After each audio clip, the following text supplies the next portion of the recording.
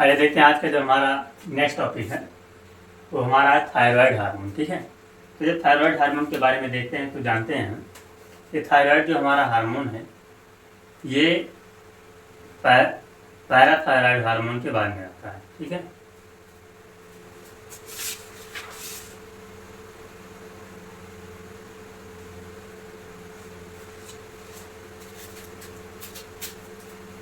हाँ आइए देखते हैं आज का हमारा जो अगला टॉपिक है हार्मोन में, ये हमारा है थायराइड हार्मोन।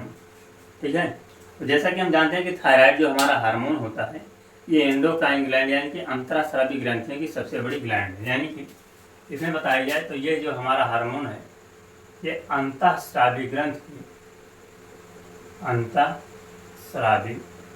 की सबसे बड़ी ग्रंथ है, सबसे बड़ी ग्रंथ। ठीक है, फिर आगे बताएंगे कि ये जो ग्लैंड है यानी कि थायराइड हार्मोन ये गुलाबी रंग की होती है। ठीक है, तथा एच के शेप की होती है। कैसी होती है? गुलाबी रंग की होती है तथा एच शेप की होती है। ठीक है, इसी के साथ में गुलाबी रंग की होती है और एच शेप होती है।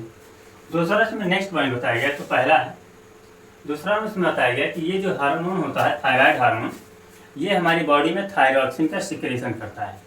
और ये थायरॉक्सिन जो हार्मोन होता है ये हमारी बॉडी के ग्रोथ, डेवलपमेंट और अन्य मेटाबॉलिक एक्टिविटी के लिए हेल्पफुल होता है। ठीक है, इसी के साथ साथ में ये जो टेम्परेचर को भी रेगुलेट करता है। ठीक है, और जब बॉडी के टेम्परेचर को रेगुलेट करता है तो इस प्रोसेस को हम कहते हैं होम्योस्टैटिस। ठीक है, नेक्स्ट बताया गया कि थायराइड हार्मोन जो है वो हमारे बॉडी में मेटामॉर्फोसिस को कंट्रोल करता है। यानी कि ये मेटामॉर्फोसिस को भी रेगुलेट करता है। क्या करता है? मेटामॉर्फोसिस को भी रेगुलेट करता है। फिर इसी में नेक्स्ट पॉइंट हमारा आता है और बताया गया कि थायरॉक्सिन हार्मोन में ही हमारा एक कैल्सिटोनिन होता है। थायरॉक्सिन हार्मोन में हमारा एक कैल्सिटोनिन होता है,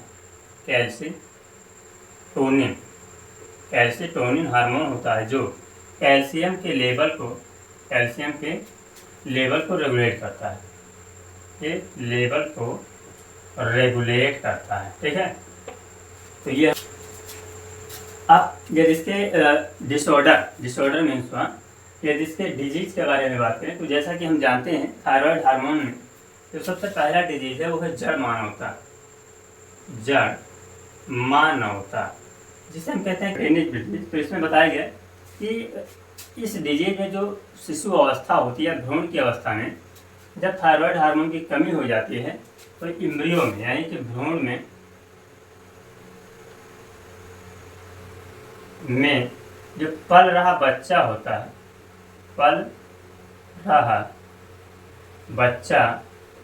बौना हो जाता है। कैसा हो जाता है? बौना हो जाता है। ठीक है, दूसरा इसमें बताया गया क्रेटिनिन के बाद में जो दूसरा अगला हमारा है वो मिक्सीमीडिया।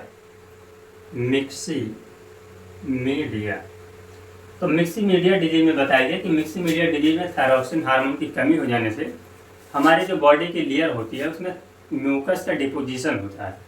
और म्यूकस का डिपोजिशन होने के कारण हमारे चेहरे की जो लेयर होती है बहुत मोटी हो जाती है और गोल मटोल हो जाती है तथा हमारी बॉडी का जो उदर होता है यानी कि जो पेट होता है वो बाहर निकल जाता है। ठीक है, तो ये हमारा डिजीज है मिक्सीमीडिया का। तीसरा हमारा आता है हाशिमोटो डिजीज।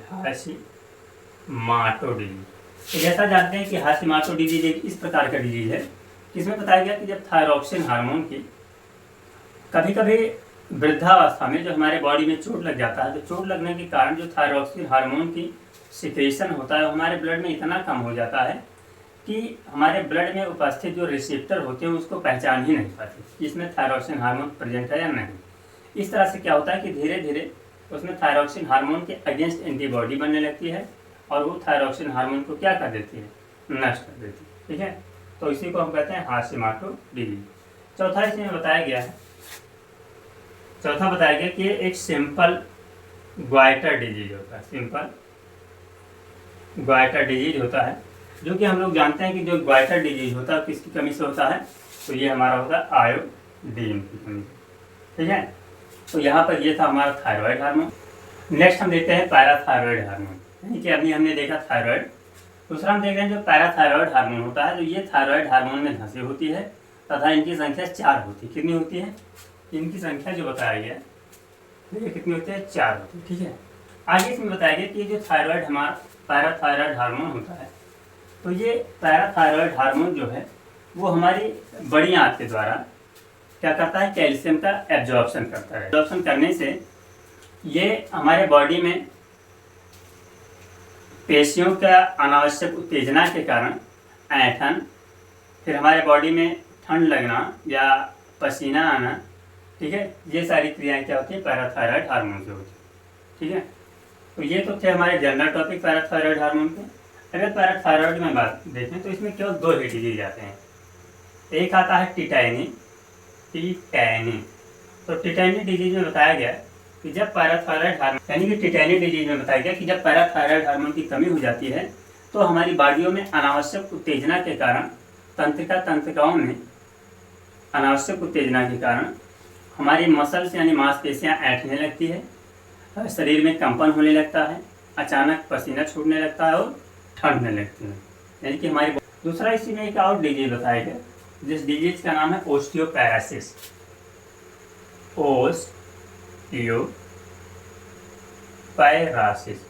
ओस्टियोपैरासिस में क्या होता है कि जब हमारे बॉडी में जब पैराथायरॉयड हार्मोन ओवर सिक्रेशन हो जाए तो उस केस में होता है कि हमारे बॉडी की जो हड्डियां होती हैं वो कमज़ोर हो जाती हैं, कोमल हो जाती हैं, और एक समय ऐसा आता है कि वो हड्डियां गल जाती हैं, जिससे क्या होता है? पेशेंट की अल्टीमेटली डेथ भी हो जाती है।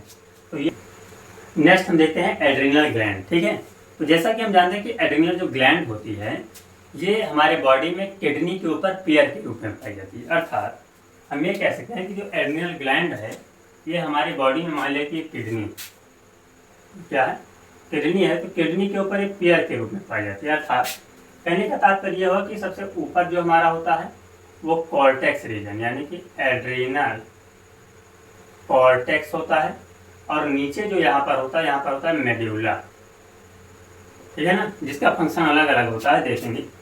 और इस हार्मोन को एड्रिनल ग्लैंड या इस हार्मोन को हम लोग 4S या 3F के नाम से जानते हैं। 4S का मतलब हुआ कि ये जो हार्मोन है 4 फंक्शन करता है। पहला है ये एनर्जी के लिए रिस्पॉन्सिबल होता है, दूसरा है ये सेक्स हार्मोन के लिए रिस्पॉन्सिबल होता है, तीसरा है ये शुगर मेटाबॉलिज्म के लिए रिस्पॉन्सिबल होता है, और चौथा हमारा है साल्ट के रिटेनिंग के लिए होता है। ठीक है, जैसे कि एक करें तो इसमें देखते हैं एनर्जी के लिए। इसका अर्थ ये हुआ कि हमारे जो बॉडी में फैट, प्रोटीन, विटामिन या मिनरल जो होते हैं इनके रेगुलेशन के लिए ये हेल्प करता है। दूसरा हम देखते हैं साल्ट रिटेनिंग का मतलब होता है, साल्ट रिटेनिंग का मतलब हुआ कि हमारे बॉडी में जो इलेक्ट्रोलाइट है, सोडियम और पोटेशियम जो इलेक्ट्रोलाइट हैं इनको रेगुलेट करता है, और ये हमारे बॉडी में वाटर एब्जॉर्प्शन में हेल्प करते हैं। ठीक है, तीसरा हम देखते हैं सेक्स हार्मोन। सेक्स हार्मोन जो होते हैं वो हमारे बॉडी में सेकेंडरी कैरेक्टर के लिए रिस्पॉन्सिबल होते हैं। जैसे जब मेल की बात किया जाए तो मेल में सेकेंडरी कैरेक्टर हमारा होता है जैसे आवाज़ मोटी हो जाना, बियर्ड का आ जाना। ठीक है, और या फीमेल के बॉडी में बात किया जाए तो उसमें देखते हैं कि उनकी आवाज़ पतली हो जाती है, उनके ब्रेस्ट उभर जाते हैं, और बहुत सारे सेकेंडरी कैरेक्टर हैं। फिर लास्ट हमारा देखा जाता है शुगर के बारे में। तो जैसा कि हम जानते हैं ये शुगर मेटाबॉलिज्म में भी हेल्प करता है, जो कि हमारी बॉडी को क्या करते हैं? थोड़ा एनर्जी प्रोवाइड करते हैं। ठीक है, तो आइए देखते हैं एक एक करके। सबसे पहले हम बात करें इसके कॉर्टेक्स रीजन की। यहाँ पर देखें, ये सबसे पहले इसके कॉर्टेक्स रीजन की बात करें, एड्रिनल कॉर्टेक्स। तो एड्रिनल कॉर्टेक्स में हम देखते हैं कि हमारे इसमें 3 एंजाइम वर्क करते हैं। एक हमारा है ग्लूकोकोर्टिकॉइड, एक है ग्लूकोकॉर्टिकॉइड, दूसरा हमारा है मिनरलोकॉर्टिकॉइड,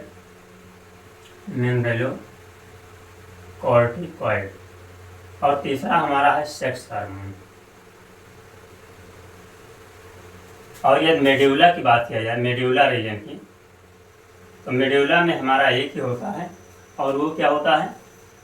तो वो मेड्यूला रीजन में देखा जाता है, इसमें जो शुगर मेटाबॉलिज्म होते हैं ना ये कंट्रोल करता है।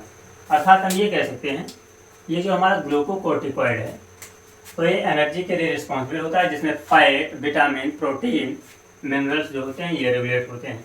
मिनरलोकॉर्टिकॉइड में वही हमने देखा सोडियम और पोटेशियम।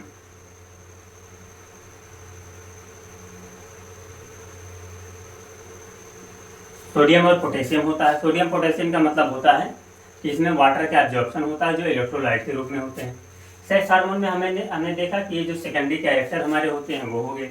और ये शुगर मेटाबॉलिज्म में देखें तो इसमें हम देखते हैं कि हमारे बॉडी में जो ब्लड प्रेशर होता है, हमारे बॉडी की जो सेल्स होती हैं यानी मसल्स होती हैं, एक कॉन्ट्रैक्शन और रिलैक्शन जो होता है, तो ये सब किसके द्वारा होता है? मेडुलर रीजन के द्वारा होता है। ठीक है, तो ये जो हमारा है कॉर्टेक्स और मेडुलर रीजन किसका है? एड्रिनल ग्लैंड का है। आगे देखते हैं।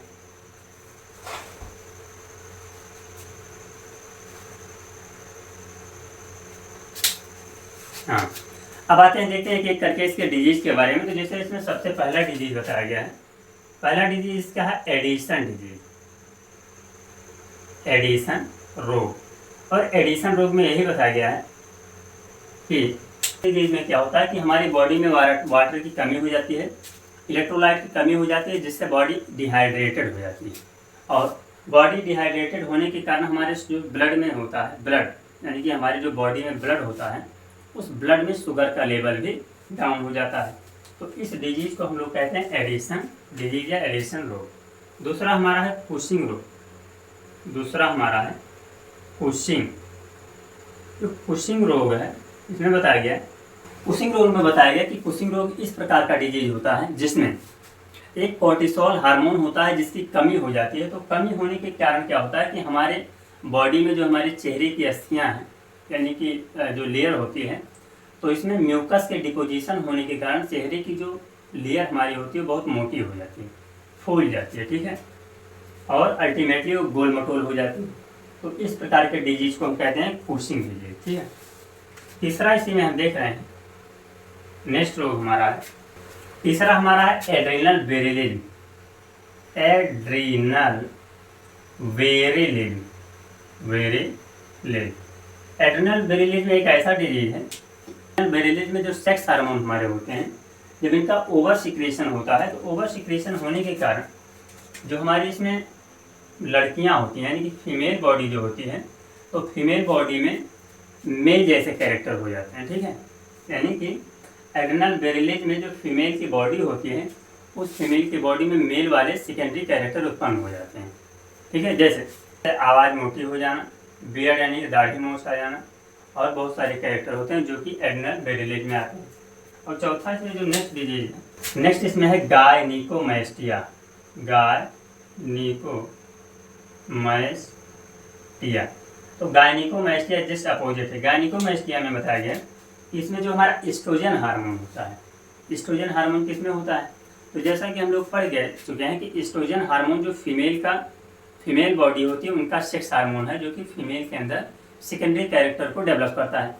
लेकिन यहाँ पर बताया गया कि जब सेक्स हार्मोन का ओवर सिक्रेशन हो जाता है, तो यहाँ पर जो मेल की बॉडी है, मेल की बॉडी है, वो एस्ट्रोजन हार्मोन के ओवर सिक्रेशन के कारण वो कैसे बिहेव करने लगती है? फीमेल की बॉडी की तरह। अर्थात यानी कि मेल की बॉडी में उसके जो ब्रेस्ट हैं वो फूलने लगते हैं, यहाँ तक कि देखा जाता है उनकी आवाज़ पतली हो जाती है यानी कि, और उनका जो चाल चलन है एक प्रकार से गर्ल्स की बात हो जाता है। ठीक है, तो ये हमारा हो गया ये डिजीज किसका? एड्रिनल ग्लैंड का। ठीक है, आइए देखते हैं नेक्स्ट हमारा है, यानी कि नेक्स्ट एंड लास्ट है हमारा पैनक्रियाटिक ग्लैंड। यानी कि पैनक्रियाटिक ग्लैंड जो होती है, तो पैनक्रियाटिक ग्लैंड जो है पैनक्रियाटिक हार्मोन को रिलीज करती है। ठीक है, और इसमें बताया गया कि जो पैनक्रियाटिक ग्लैंड होती है एक प्रकार से मिक्स ग्लैंड होती है। कैसे होती है? मिक्स ग्लैंड का मतलब होता है ये एक्सोक्राइन और एंडोक्राइन दोनों की मिक्स ग्लैंड होती है। ठीक है, आगे बताया गया कि जो पैनक्रियाटिक ग्लैंड होती है 3 प्रकार के सेल को रिलीज करती है, जिसका नाम है alpha cell, beta cell, alpha cell, beta cell और डेल्टा सेल। ठीक है, तो यहाँ पर हम देखते हैं अल्फा सेल जो होती है ये हमारे ग्लूकागोन को रिलीज करती है। किसको? ग्लूकागोन को रिलीज करती है। बीटा सेल जो होती है ये इंसुलिन को रिलीज करती है। और जो ये अल्फा बीटा और हमारी जो डेल्टा सेल होती है, ये सोमैटोस्टैटिन नामक जो हार्मोन है इसको क्या करते हैं, रिलीज करती है। तो ये अब इसमें देखा जाता है, यदि इस पर थोड़ा सा डिजीज के बारे में बात करें, इसमें जो डिजीज हमारा होता है क्या है, डायबिटीज। और डायबिटीज में हम लोग जानते हैं कि इसका जो मेन को फैक्टर है वो क्या है, इंसुलिन है। अर्थात हमारे कहने का तात्पर्य यह है कि यह पैनक्रियाटिक ग्लैंड यानी कि पैनक्रियाटिक जूस का सिक्रीशन कम हो जाता है, तो हमारी बॉडी में इंसुलिन जो ग्लैंड होती है या इंसुलिन जो हार्मोन होता है उसका सिक्रीशन कम हो जाएगा।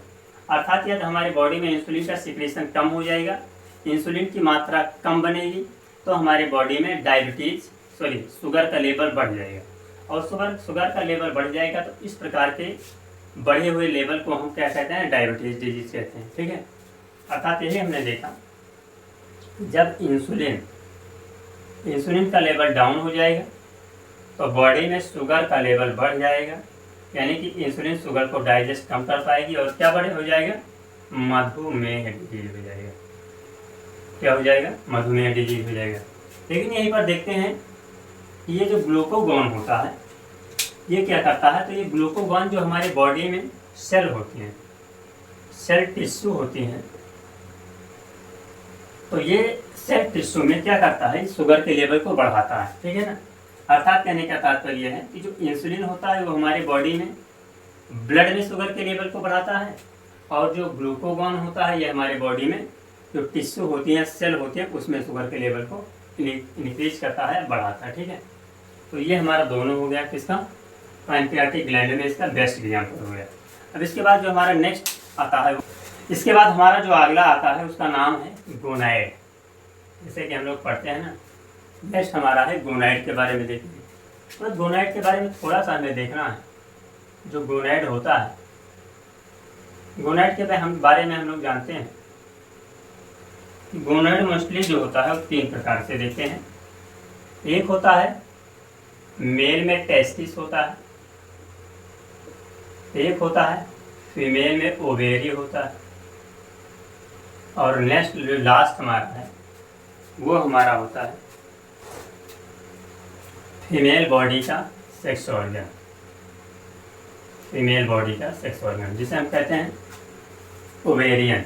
तो यहाँ पर देखते हैं टेस्टिस जो होता है वो टेस्टोस्टेरोन का सिक्रेट करता है, ओवेरी जो होता है ये किसको सिक्रेशन करता है, तो ये एस्ट्रोजन का सिक्रेशन करता है। तो जो टेस्टोस्टेरोन होता है वो मेल में जो मेल रिप्रोडक्टिव ऑर्गन होते हैं उसके इंक्रीमेंट में हेल्प करता है।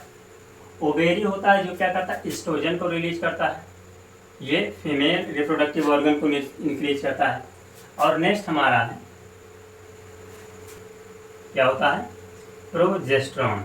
और प्रोजेस्टेरोन जो होता है ये हमारी बॉडी में यानी कि फीमेल के बॉडी में जो पेयर ऑफ ओवेरियन सेल्स होती हैं जैसे गर्भाशय है, उनको ये क्या करता है, उनका ग्रोथ और डेवलपमेंट में हेल्प करता है। ठीक है, तो यहाँ पर हम देख रहे हैं 3 हमारा हार्मोन, टेस्टोस्टेरोन, एस्ट्रोजन और प्रोजेस्टेरोन। ठीक है, तो यहाँ पर हार्मोन का पूरा कंप्लीट टॉपिक हुआ।